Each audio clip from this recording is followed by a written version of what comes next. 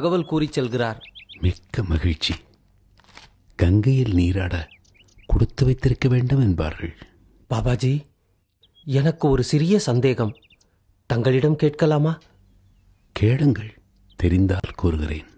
கங்கையில் நீராடினால் செய்த பாவங்கள் அனைத்தும் தொலைந்து போகின்றது என்று எங்கள் வேதம் கூறுகிறது.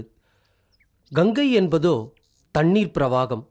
அதை போன்று காவிரியும் தண்ணீர் பிரவாகம்தானே. அப்படி இருக்க கங்கை மட்டும் ஏன் உயர்வு பெறுகிறது என்பதை தங்களால் விளக்க முடியுமா?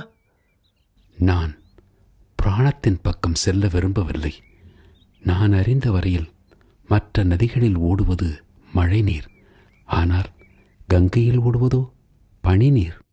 விழுகின்ற மழை நீருக்கு மண்ணின் இயல்பு தானாகவே வந்துவிடும்.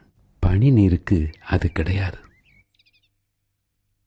அது மட்டுமல்ல, மழை நீர் காற்றால் மண்ணை தேடி வருகிறது. ஆனால் பனிநீரோ வெப்பத்தால் உருகியல்லவா வருகிறது. மழை நீருக்கு காற்று துணை, பனிநீருக்கு நெருப்பு துணை. காற்றை விட நெருப்பிடம்தானே எரிக்கும் சக்தி உள்ளது. ஒருவேளை அது உங்கள் பாவங்களை போக்கக்கூடும். அதே சமயம் நம்பிக்கைதானே மிக முக்கியம். ஆஹா, என்ன ஒரு புதிய கோணம்! கங்கை நீருக்குள் நெருப்பு இருக்கிறது என்பதை எத்தனை பேர் உணர்வார்கள்? அற்புதமாக விளக்கம் கூறினீர்கள் பாபாஜி. எனக்கு தெரிந்தவற்றை கூறினேன்.